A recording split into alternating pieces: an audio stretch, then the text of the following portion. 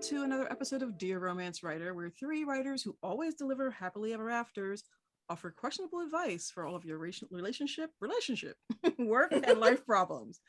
I'm Zio Axelrod. I'm Avery Flynn. And I'm Roan Parrish. We've got a great show for you today. Thank you for joining us. Yay! So it has been kind of a crazy week here, a couple of weeks at the Flynn house. I am teaching child number 2 to drive. You brave soul. And let me tell you something that is the biggest trip about this. So first child was overly confident in everything, including her driving skills. And I'm sorry, the dogs just started barking if you hear them in the background. Apologies. So I think the entire time that I was teaching her to drive was basically me telling her to slow down, stop, you're too close. And with second child, who is so stereotypically the middle child, everything is, you've got this. Like, my oldest would not recognize me in the car with my middle child just simply because I'm so encouraging. Like, you can do it, go.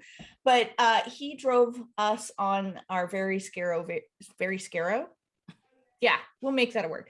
Our very scary, super narrow roads with no shoulder here where we live, so that we could get barbecue.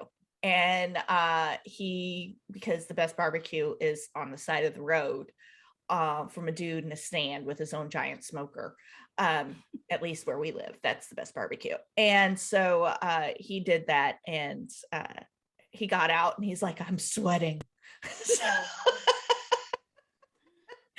So I've spent the past couple of weeks tormenting a 15-year-old and by teaching him to drive and enjoying it. And we are headed off to a baseball tournament here and over the weekend. And I told him if he doesn't put together a playlist, Zio, you might want to text the link, that he was going to have to listen to my podcast the whole drive. So he will be tormented with, and then her hand was cut off, and then her leg was cut off. So yeah. Like, listen to the podcast you're listening to. Oh yeah. I was going to say, not Dear Romance Writer. And I was like, what episode did I miss that we talked about great stuff like getting all your teeth cut off? No, all of my true crime and my historical crime podcasts that I love. What have you guys been up to? Zio, you did not experience this because you never learned to drive, correct? I've never got my driver's license. Yeah, that's right. I feel like there is a particular type of parent that makes the worst driving. Well, probably there are tons of types of parents that make the worst driving instructors. But I had a friend who, when she was taught to drive, her mom was so terrified that every time she would like speed up 2 miles, her mom would be clutching the side of the thing. And I just remember it gave her such a complex about her driving when we were in high school. You know what? I feel for that mom. That's all I can tell you. Okay. The invisible brake is there for a reason. And I think I was more like your oldest child. I was like very confident, not nervous. I felt like I knew what I was doing. And my father, who was the one who more often would teach me how to drive, also felt confident in the fact that he knew what he was doing. And both of us seemed less confident in the other. And so we fought a lot. Yeah, I think that's part of it. Part of the fun, part of the joy. Yeah, nobody wanted me to get behind the wheel of their car. And it's weird because I wasn't like a wild child or anything. So I'm not sure what Wait a minute, I've heard stories. So you waited till like you were older to become the wild child? Yes. Travels? Okay. Yeah. All right. Yeah. Good. Yeah, Fair enough. One time once I went away to uni at 17, that was it. That was it. I was like, oh my gosh, I could do whatever I want. That sounds great. I did teach a friend of mine to drive when we were in college, actually. My friend Mungsai didn't have a license, didn't know how to drive. And we went to like a huge parking lot in like outside a mall in the middle of nowhere in Pennsylvania. And I let him drive my car, and all he could say was that he was so terrified that he was going to crash it. and like not be able to pay me back for my car. And I was like, why do you think we're in an enormous parking lot? Yeah. Also, Yeah. Crash into what? crash my car after I was teaching you to drive it, you don't seriously think I would force you, like I just wouldn't have a car anymore in the end. But Yeah. that's like what we've just agreed to, right? Yeah, that's always interesting. I've petrified people with my driving for many decades now. Are you a bad driver? Oh Not to me. no, you're a good driver. No, Avery, you're a good driver. I've been in the car with Avery. But people in my family will not get in a car if my husband is driving. Really? If they've ever been in the car with him, they won't get in the car with him again. Good to know. He is fast. Okay, so he's fast. So he's not road rage, or is he road rage? And there's a bit of road rage, which has tempered over the years. But yeah, fast. Like Fast. lead. It's really a something feat to be fast in Philadelphia, I feel like. Yeah, it is. Well, Just to give you an idea, so we're leaving Philadelphia. We drove up to Montreal from Philly is like a 7.5, 8-hour drive. We did it, I think, in 6.5 hours. I would drive with your husband any day, twice on Sundays. I ride like this. Well, I was taught to drive by my mom, who we still laugh about in our little Flynn household, because she lives out in the country and she will take her breakfast with her to drive, right? Many of us eat and drive. Her breakfast is a bowl of oatmeal. So, impressive. that's the woman that taught me. So I think that explains everything. So yeah, also lead You foot. can drive eating a Krispy Kreme. You can drive eating a bowl. There you go. Oh my God, that's funny. I really do. I want to go somewhere with your husband now. That sounds weird, but you know what I mean. Okay, so can I tell you both about something very exciting that happened to me yesterday? Yeah, Or yeah. that I did? Yes. Okay, so I believe I've talked on this podcast before about what a massive Mike Flanagan fan I am. Mm-hmm. He's the one who directed Dr. Sleep, Haunting of Hill House, Sly Manor, blah, blah, blah. Okay, so my amazing, brilliant girlfriend, thank goodness, stays up too late on work nights. And the other night was at midnight on Twitter looking at the Mike Flanagan, seeing if there were any updates about his new show, Midnight Mass, which comes out. Like, oh, that's right. Yeah. Yeah. So she saw a tweet that was like, the first however many people who respond to this get to attend an early watch party of the first 2 episodes and an interview with the creators and the actors. And she like mashed that button so hard. So last night we actually got to see the first 2 episodes of Midnight Mass, which when you're all hearing this podcast, it'll already be out. So that won't seem as fun. But okay, so she wore a nun costume. Sidebar, apparently I have a thing for nuns. Like, well, I love nuns now. Apparently I'm into nuns now. I made a crucifix with a satanic symbol on it, because I didn't actually know what the show, like, you can't really tell what the show is about from the preview, but it's about religion, and any horror thing that's about religion will obviously also have something anti. And I made a snacks, like fun show watching snacks. So we drank sparkling apple cider, ate snacks in our costumes, and watched the first 2 episodes of Midnight Mass, which was amazing, and which I will not say. Where did you do this? Did you get to go somewhere, or was it like in your living room? It was like a totally streaming. So we watched the 2 episodes, and then it segued into, it was like an Eventbrite thing. So you go in, they show you the first 2, like it's branded for Netflix, so it's clearly the first 2 final cuts. And then the screen went dark at the end, and it was like, just a minute, everyone sign into Zoom. And then it was like maybe 700 people, 800 people. It was a lot of people. That's awesome. Signed on to this Zoom, and then there was like an MC running it, and then who popped up but the producer and Mike Flanagan himself, and we started chatting, and then one by one, like, many of the cast popped in on the Zoom.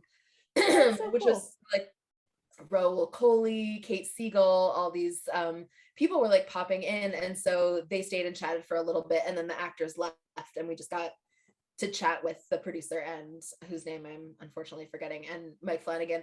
And it was great. People asked questions. They talked a lot about the genesis of the show, which I will say, for all like people who work on creative projects, he said that this is a show like 10 years in the making. Like he's worked on the script in different forms for 10 years and had it rejected for movies, rejected for shows.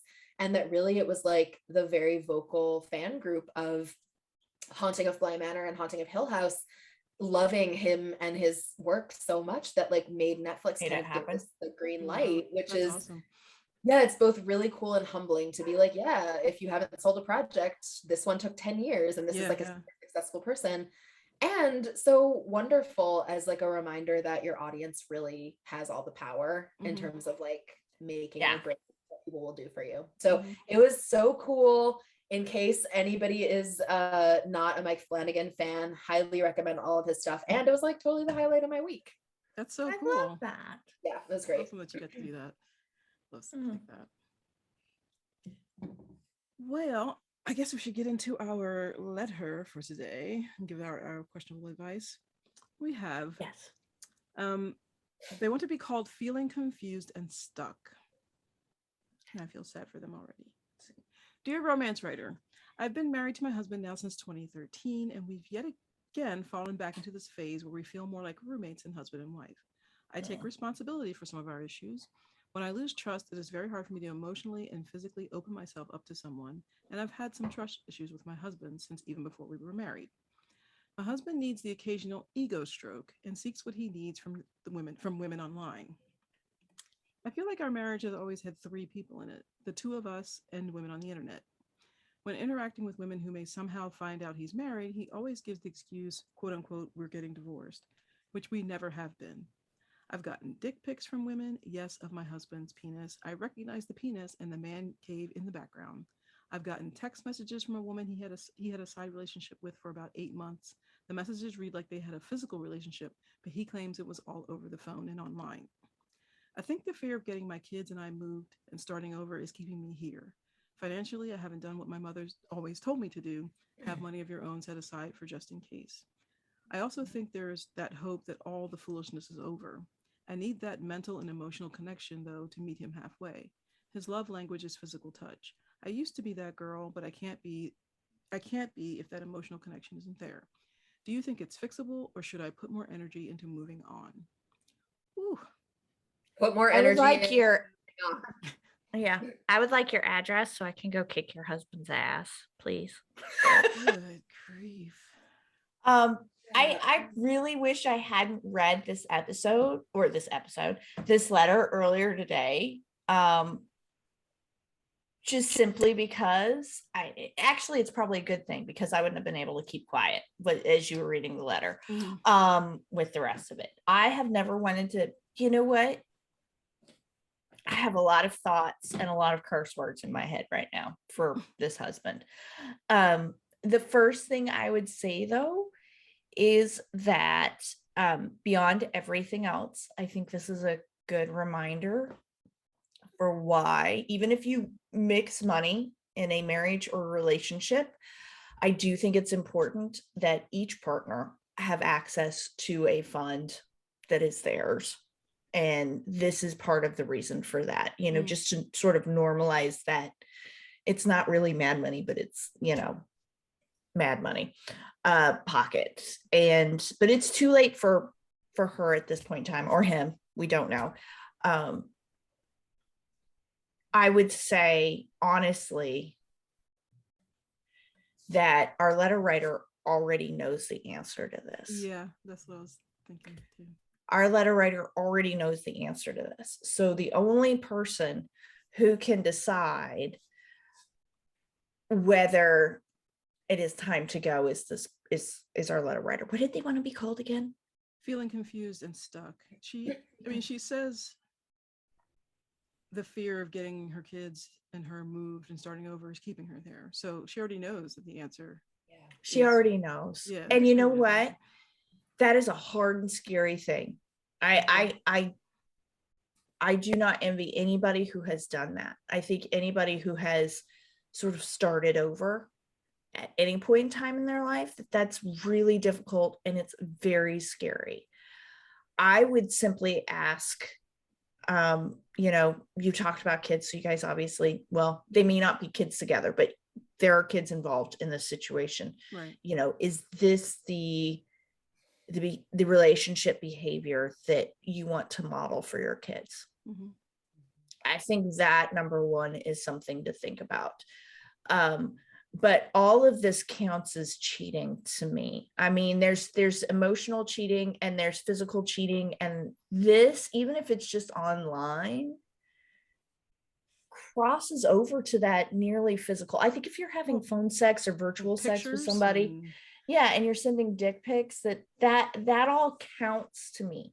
So if that is a deal breaker for you, which it sounds like it is, then yeah, that dump line, his ass. I take responsibility for some of our issues. When I lose trust, it's hard for me to. So she's blaming herself. Yeah, yes. It's almost feel like there's some gaslighting going on here, because you started the relationship, went into the marriage with trust issues with this person. The trust issues continued or magnified during the marriage, and now you're questioning whether you. Yeah, I feel like you're looking. The letter writer's looking for permission to take the action that she already knows she needs to take. So here, Zio is giving you permission to take the action that you. Avery seconds that permission, Roan and judging by Roan's face, she thirds. It's not going to be easy. I mean, it sounds like it's going to be a hard road for a little while, but emotionally, it's going to be so much more healthy for you to get out of this situation, because I think fundamentally the thing that upsets me most about this is that this is a person that doesn't respect you, letter writer. There are lots of partners who have arrangements about like internet sex or chat sex or whatever. And given that from your letter, it sounds like this has been an ongoing thing that you've known about, even if you haven't condoned it. It seems like that wasn't the deal breaker for you, because that's been happening and you have stayed. Maybe because of fear or whatever, but like, to me, it seems like the part that's much more damaging, and that I would say cannot be repaired, is that this person is denying you to people who he doesn't even care about, like people he's just using for an ego stroke or to get off. And he is saying, like, I just don't think that most people in a loving relationship would ever say, oh yeah, we're getting divorced over like chat sex. Like, you don't need to. There's no reason to do it. So unless there's promises of something else in that side relationship of right. In which case, again, it's still behind your back. It's still and what he's saying it is. And so I think that, like, it's one thing. Cheating is something that people have different opinions about, and there are lots of couples who get over cheating, lots of couples who make new promises and make it all work. But I think that in order to do that, it's like an apology, right? It has to come from a genuine place and show a change in behavior moving forward. Otherwise, it's not worth anything. And so if what it seems like is that again and again, your partner is seeking out this thing that you have not previously agreed on, and is like throwing away your relationship to these other people, that's the kind of thing that my mom would be like, oh my God, no, Kanahura, don't jinx it. Like, you don't lie and say that your mom died to get out of a paper, because then you like are tempting the universe. Again, my mom, she's superstitious, but like, I think that there is something that if you're willing to tell these elaborate lies that devalue the person that you love, like, that is not recoverable from, I don't think. And if you're the person who's being devalued and you find out that your partner has repeatedly like dismissed your relationship as we're about to get a divorce, I don't think that's back fromable. That's not salvageable. It's not. And I think exactly like Avery said, that's not something that you want to model for your kids, even if they don't know the details. And like, presumably this is happening behind closed doors and these conversations are behind closed doors. I do think that, like, what models something good for your children, even if it's disruptive of your life, is saying, I didn't feel respected and I wasn't getting what I needed or what I deserved. And so it's going to be hard for a little while, but we're going to make a change. And Yeah. I'm sorry for what it puts you through, children, but this is going to be better in the long run. And sometimes you have to do things in order to save yourself. And that's modeling self-reliance, bravery, willingness to take a chance. And I think all of those are such valuable lessons that even self-respect. Yeah. Mm-hmm. I think even if your children and you are very uprooted for a little while, like those are lessons that don't fade. One thing that really disturbed me about this letter is the fact that people are contacting her, which tells me that he's using his real name and her, like the real information for people to be able to get to her.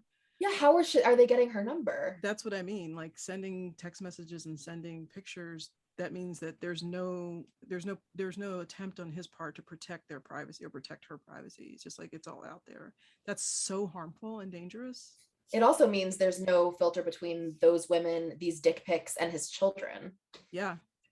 Yeah. Well, and you know, that could be part of the enjoyment for him. Yeah. Is, you know, is the fact that not only does he cheat, but then he cheats and gets to shove it in her face and she stays. Yeah, it's power play. And so it's power. He's like, I just tell her I'm not going to do it again. And then bam, yeah, next thing you know, I've got Betty Sue on the line and I'm telling her I'm getting divorced.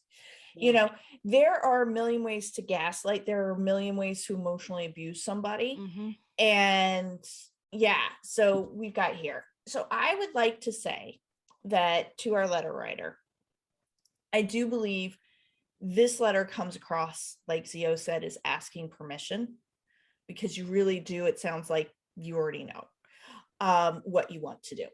So the first thing that you need to do is to talk to a counselor or an attorney. Mm-hmm. Yes, you may not have put together like a Mad Money little tucked away type of thing, but not a lawyer. I am not a lawyer, just like I am not an accountant. I am a romance writer, but you should be able to, in a marriage, those assets are joint assets. So your attorney will be able to help make sure that all of the money doesn't disappear from your joint bank account, right? That you've got funds to survive on, that, you know, looking at the house or wherever it is that you guys live, you know, assuming it's in both your names, being able to still have access to that. And if you are the party that is wronged, and I hope that you are keeping copies of all of the stuff that you get from these women, and also give that to the attorney. All of those things will help get you there. It might feel, especially like I will hear this sometimes from folks who either make much less money than their partner or who are stay-at-home parents, and that doesn't negate your access to your communal funds and communal assets as a married couple. So you're not completely without any kind of assets, assuming you've got, you know, like at least an apartment or have a car or a house or something like that, right? And at that, their incoming salary, like if you've been cheated on, they should have to pay alimony. Yeah, but it'll take a while to get to that point. I think talking to an attorney, talking to a counselor, talking to friends and family, finding out what your options are. Yes. Because you might be panicking about a place to live. Somebody might have a place that you guys can stay and be perfectly safe and okay while you sort things out. Like don't be so afraid to take that step that you don't take any steps at all. Do you know what I mean? Like, right. Find out what your options and yeah, are. that first step really needs to be talking to somebody who knows what they're doing in your state, a licensed divorce attorney. I will also say, because I have friends who have gone through this, that first divorce attorney may not be talk to more than one. Is basically what I'm saying. Right, that first person may not be a great fit for you. They might tell you, no, you know, you should just walk away and leave with clothes on your back, right? It's the next one or somebody else. Find that person who you feel is going to fight for you and your children. And you know, get to a fair situation here. And I understand how hard it has got to be in this situation where you are having to say, I have given this person a chance, and then I gave him another chance, and then I gave him another chance, and then I gave him another chance, and I kept giving all these chances. So it's really my fault because I should have known better, right? When somebody does something that is wrong to you, that is never your fault, right? The choices that your significant other, spouse, husband, whomever are making are choices that they are making. You can't control that, but you can control your reactions to it, right? Not your emotions, but your reactions to it. So you can't, I can feel so much self-blame in this letter, so much self-gaslighting in this letter. And so I think it's really important for the letter writer to sort of take a step back almost from themselves and say, okay, what would I do if this was happening to a good friend? What would I do if this was happening to my sister? What would I do if this was happening to one of my kids? Okay. Yeah. Right? Treat yourself the way that you would treat somebody that you love. Yeah. And that's kind of what it comes down to. I think we've all been in situations where we were more generous to someone than they were to us. And I think it's very easy in those moments of being generous and extending more chances, loaning someone money, putting your trust in someone, and having those things not be repaid. It's very easy to say like, well, I was foolish, I should have seen. And I feel like the older I get, the more I truly believe that I would rather take a chance on someone 10 times and get burned 10 times than be so stingy that I'm never willing to take a chance on anyone. And if what's happened is that you've taken a chance 10 times and you've been burned 10 times, you have an infinite number of chances yourself to make different choices. And I think that it's absolutely right. Like the first things that you want to do are contact a lawyer to make sure you have that shored up, and like contact friends to see if there's somewhere you could stay. Also, I think depending on what your relationship is like with your husband, you know, only you will know if this is useful, but like he knows that he's in the wrong. And depending on what kind of person he is, he either is waiting for you to call him on it, in which case he will lie down like a little dog, or nothing that you say will make any difference at all. And I'm sure you know which one of those is. But if it's the former, I think you could go to him and say, you're telling all these other women that we're getting a divorce. Well, turns out you're not lying. You've been cheating on me and you are getting a divorce from me. And I and the children are staying here and you are leaving. And I have access to our bank accounts because you have done this to our relationship, not me. And of course, not if your husband is abusive, not if your husband will laugh in your face and refuse to leave, but like someone who lies behind your back to get attention from women online, isn't a good partner, and like doesn't treat you well, like he sounds like a fucking coward to me. And so if you think that it's appropriate, I think one good stand could get you the things that you need informally before you have a chance to formally get into divorce proceedings or move out of your house. Like you're not the one who should leave, he's the one who should leave. Yeah, and with You're all of the pictures and texts and stuff like that, he's going to know that any divorce proceeding is not going to be favorable to him. Exactly. You know, so if he's smart, which I doubt just from reading this letter, but like if he has any sense, he's going to be like, okay, let me work with her, right, give her what her and the kids need before we get to the point where they just take everything because I've screwed up so royally. But also getting back to taking steps, I think if it's difficult for you to take the step for yourself, take the step for your kids, because that's not a healthy environment for them to grow up in. Yeah, or if you have a sister or a best friend or whoever, tell them what's going on and let them force you to do it for yourself.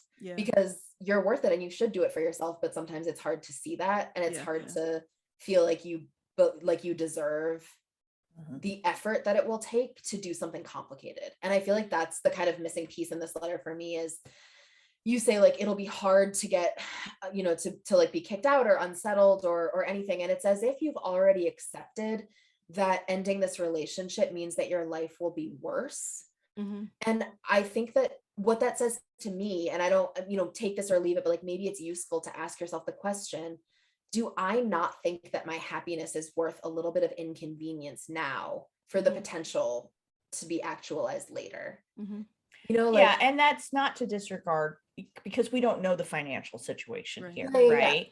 That's not to disregard that or anything else, but it is to, I agree wholeheartedly. You've got to take a look at this, and you've got to treat yourself the way that that you would want one of your best friends to be treated. Yeah, exactly. Like, yes, the material issues are the material issues, and certainly you can only do what you can do.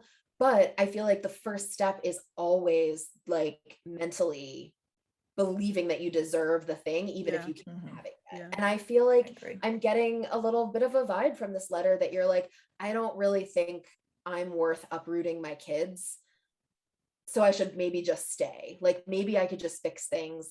And I know that's the easier seeming thing now, but I don't know. Do you want to look back on your life on your deathbed and see that you had the chance to inconvenience yourself and your kids a little bit one time to get out of a soul-sucking relationship and make yourself happy or go for what you want? Or do you want to look back on your life and be like, it was easier to stay, so I stayed, and now I'm dying.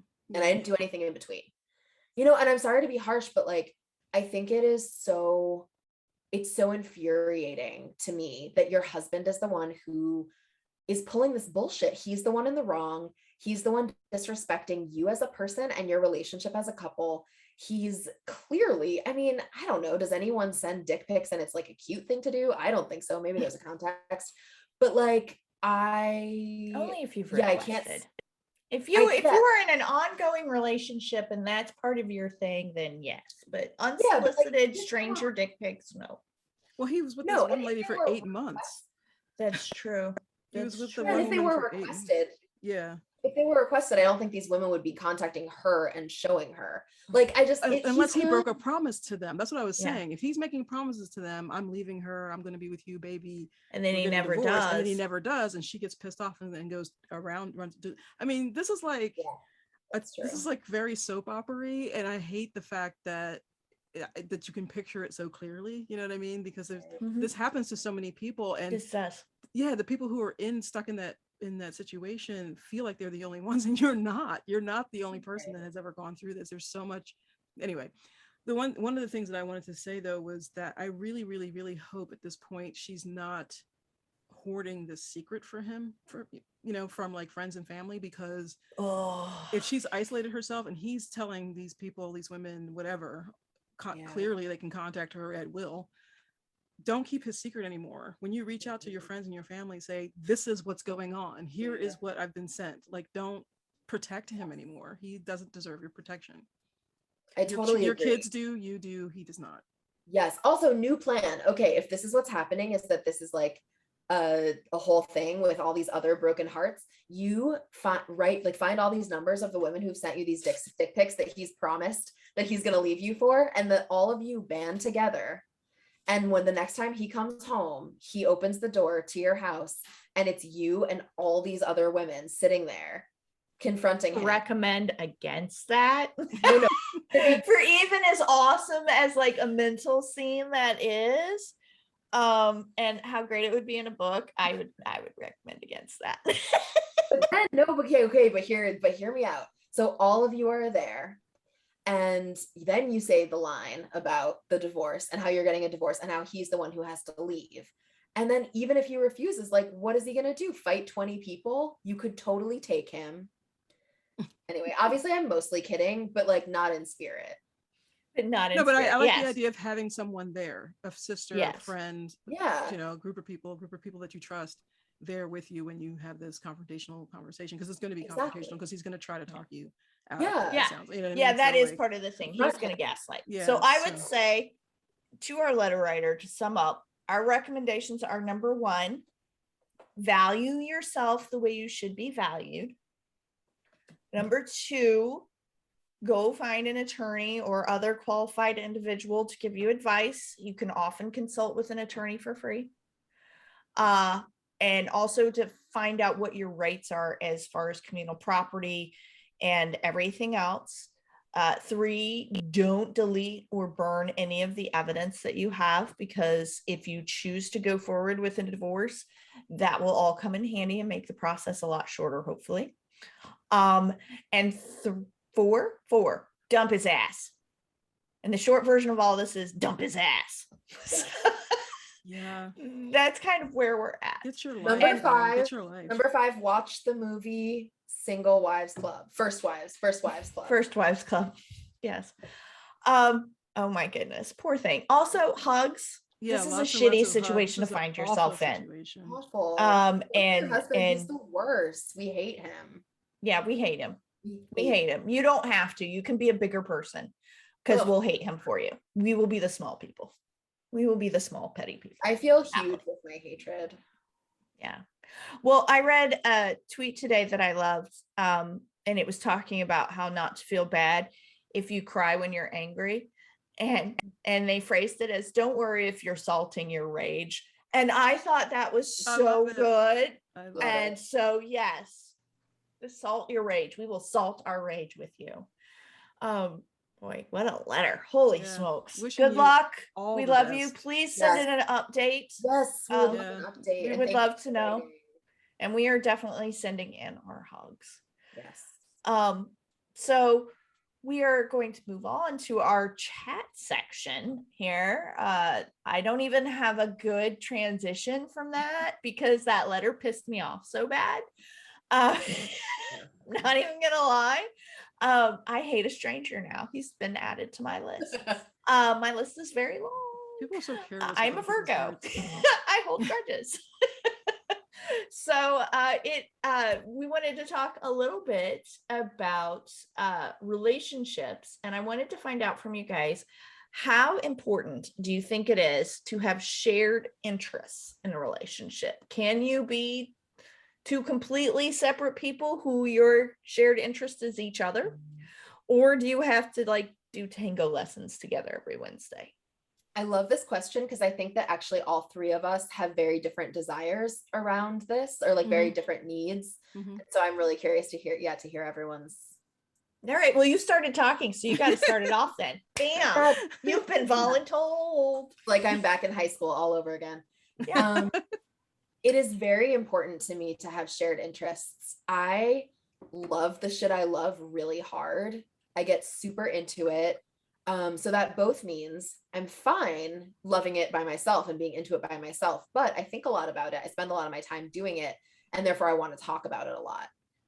Or I love the shit I love, and so I want someone else to love it with me. So I don't at all need to share every interest with a partner by any means. In fact, I love having stuff that's just mine and them having stuff that's just theirs. I think it's so important to not merge your identity with another person to the point where you both only do things that you do together, or only like things that you like together.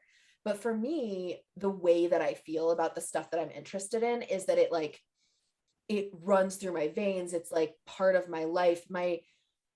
I'm trying to find a way to say this that doesn't sound so obsessive bombastic and obnoxious. But I view life as the creation of a piece of art. That's what I want my life to feel like, is that every day, the things that I am doing to create something amazing or beautiful or challenging, or that makes me question things. I want to dig deep into issues. I want to be challenged by my partner. I want them to see me doing work to be a better person, and fundamentally challenge me to do that even more.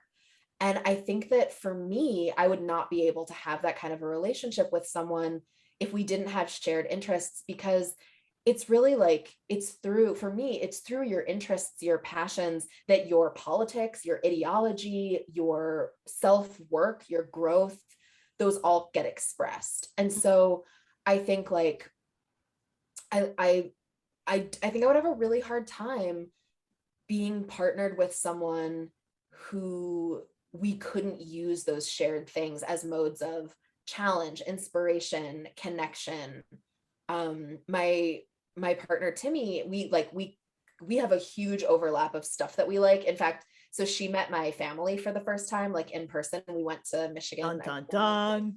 Yeah, I mean, she met them over Zoom, And she survived. She did survive. They loved her. I mean, they think she's amazing because obviously they have good taste.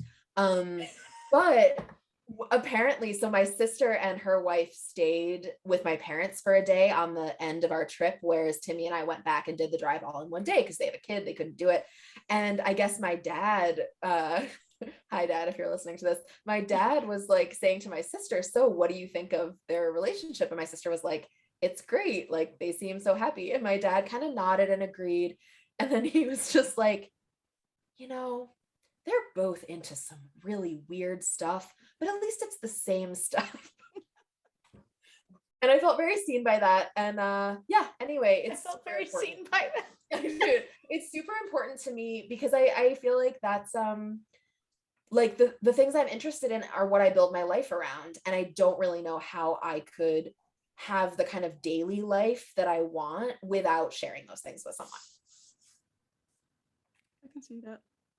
All right, CO, where are you at? Well, it's interesting because like Mr. X and I don't have a lot of shared interests. Our shared interests are because he has a short attention span, especially when it comes to like pop culture things, TV shows, stuff like that. Like he will be into something for a few episodes, and then if one episode doesn't grab him, he doesn't care about the rest of the series. You know what I mean? So, and oh I'm like, my and God, once I'm invested, I know like that. like a recent episode, I was talking about Doom Patrol on HBO Max. Like I fell in love with Doom Patrol, and like we watched it, we were binging it, and then like one episode came, and he was like, I don't know what they're doing with this show, and now he's not interested in it anymore. And I'm like, but we watch, you know, so like one and done. Like, he's so like, I got a rule. He's got a code. Like, he's a man with a code. Seriously, so like I'm like wary of falling in love with things with him because he's gonna not follow, you know, go with me on the journey. Yeah. But we like, you know, we like soccer, we like, you know, like he doesn't watch hockey anymore when we used to watch hockey all the time. It's weird to like, I'm constantly trying to find things that we can share because I love, like Roan and I have a lot of the same taste. Like I love things that he will never love. He likes bonsai trees and I think they're cool, but like he's been raising bonsais for 20 years, so like I can't get in there and prune trees with him or whatever. I have no interest in doing he that. Would probably like be very angry if you tried to cut his tree. Oh, he would. No, actually, he'd be like, "Oh, you want to do it? Let me show you how." But like, you know, but when I find out about the World Bonsai Convention is in town, I'll get tickets and we'll get like that kind of thing. Yeah. So we found like, you know, we're going to Cape Cod next week, and he's like, "We got to go to the Edward Gorey house." I'm like, he knows me so well, you know what I mean? So like, we may not share the interest, but we can appreciate each other's appreciation of the interest. And but it took a while for us to get there because at first, I think he was a little bit. I should say not to generalize, but my husband is Russian, and born in Russia, raised in Russia, and so a lot of things that we Americans do in terms of like pop culture and how like not just Americans, but like UK people too, but like you get really wrapped up in it, you know, like we become so obsessed with things, and he just looks at me and goes, why do you care about these characters so much? Like, why are you crying because so-and-so died? It's just, you know, and I'm like, you don't understand, you know, it's like he just him and my in-laws just kind of look at me going like, oh, well, that's just her. She's just different that way. And I'm like, I'm not really different. I'm not really. I'm not that different. Story. Right? Yeah. Right? So yeah, so I think our way of sharing it is to share each other's appreciation of things rather than sharing the things themselves, if that makes sense. Yeah. You know, we finished the basement, and like he did all the major work because that's not my thing and I'm afraid of cutting limbs off. But I did the decor. So like he was like, it meshes. You know what I mean? So it meshes. So I got to do Star Trek decor. And it looks amazing. It looks amazing. Yeah, because you visit Zio. Unlike visiting me. Yeah, so I think I'm gonna keep harping on that until I get you people at my house. We've shared rooms and anyway. But yeah, so I think, you know, there's ways of doing it if you don't share all your interests, or if you don't share one's passion, there's ways of appreciating each other's passions that way, if that makes sense. Yeah. I think the Fab Mr. Flynn and I are definitely more over that way. And quite honestly, Roan, everything you said made me shiver and like want to curl up into a ball. Of horror? Yes. So yes, I love people. I love my friends. I love my husband. I love my family. There are things I just want to do by myself. If I really love Yeah. a show, I just want to be able to binge it by myself because I don't want to have to deal with anybody else's feelings about it. I'm so warm and fuzzy. So for me, the fact that I don't think Jack and I have very limited interests in common. In fact, I was struggling while you guys were talking, trying to think of one. Mhm. It's very weird. Like, we don't share any hobbies, but then again, we are both workaholics who barely have hobbies. So that could factor into it as well. But he is always incredibly, and I try to be as well, supportive of each other's interests. So if he needs time to do XYZ, like reseed our entire front lawn, which he's done, I make sure that happens. If like tonight I am going out to a girls' night at Kim Kincaid's house with Tracy Livesey, and I am so excited. I'm so jealous. Yes. And so, that's not a big deal. He's like, sure, go. Like we don't have one of those relationships, sometimes you'll hear about them where people are like, my husband is my X number child. And I'm like, or like, I left my husband alone for the weekend, so I made sure and cook all of his meals and all of this stuff. And I think that's lovely if that's your love language and that's what you love to do. I could not. I like seriously, Jack would probably look at me and wonder if I was trying to kill him off for the entrance. Just be like, what is she doing? So we live very independently. Mm-hmm. And I think that's the way we kind of function best, but we are very opposites attract marriage, like not even a little bit, like a lot. So I think that kind of works for us, but we both support each other's things, like to the point where I, who hate manual labor, has helped on my birthday turn our backyard and our old house into Tatooine. Like, we took out every single blade of grass, so there was nothing left but dirt on my birthday. Did I mention it was on my birthday? But wasn't it on your birthday? It was. It Was it because you wanted like a Star Wars themed thing? No, why? he was replanting all of the grass. That is one of Actually his as a metaphor. Yes. I was thinking, I was like, was it a Star Wars birthday thing? Did you work on your birthday he party? loves me. I don't think he loves me that much. That would be too much.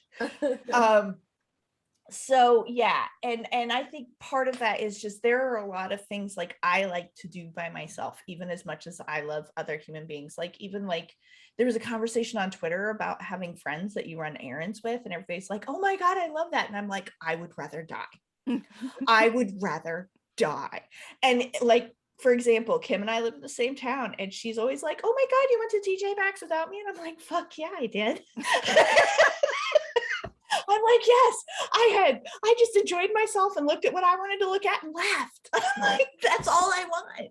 So it's kind of like depending on what's your downtime and all that stuff. And it could just be that I don't have a lot of like big interests. I'm sorry. I have personality defects instead. But no, I think that's so awesome, because I love that like all three of us had totally different answers and have totally different relationships. And I feel like needs within those relationships. So often that's the part that I get so irritated about when people make any kind of generalization about like what a perfect relationship looks like. Yeah. And I imagine why we can write romance novel after romance novel, because everyone is different, because every character wants different things. Mm-hmm. And like, it's interesting because like I live alone. I have nothing but time to myself. And there are things that I love doing by myself. I also was single for like a decade before this and lived alone and like had no partner. And I was like, I love doing things by myself. And so I feel like when I find things that I love to do with a partner, they're like, I have the capacity for that because of how much time I have to myself.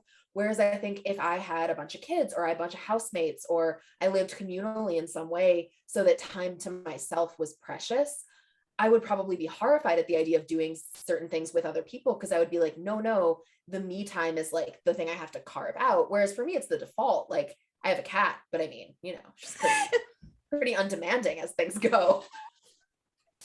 But yeah, it's like so much based on circumstance and your situation. So I think that's really cool. I love it. I love it. Well, I would just throw it out there. Anybody listening, we would love to hear how you guys, what your thoughts are on how important shared interests are in a relationship, and where on the spectrum you fall. Well, on yeah, our it makes me discussion. curious because like we have a lot of writer friends who are into like K-pop and K-dramas and stuff. Oh my goodness. So when you Hardcore, have yes. that kind of a, you know, that kind of like fervent obsession, I wonder like what kind of bearing that can have on a relationship. You know what I mean? Because it's like that can really, those people are really dedicated to the things that they love, you know? Yeah. Mm.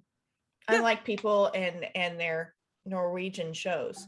Yeah, So, which yeah. I didn't even say anything about until I know, I was shocked. no, for like no, surprised. the first 2 years that I watched the show, I never told anyone that I was watching it. Oh. Yeah. Wow. I'm surprised. Yeah, me too. I'm not. You're so private. I am a very private person. Yeah, I wouldn't be surprised if you had 3 other shows that you were equally as obsessed with and we just don't know about them. I'm currently learning. No, All right, that could be our new contest, you know? What are Zio's current TV obsessions? Because they would all be very random and very like unknown. Yeah, they would. Just like the music I listen to. Oh my gosh. All right. Well, thanks for hanging out, friends and listeners. Thank you for listening to another episode of Dear Romance Writer. Remember to send us your questions, and we can't wait to give you some questionable advice, this trio of happily ever after enthusiasts. Have a good one. See you soon. Bye, y'all.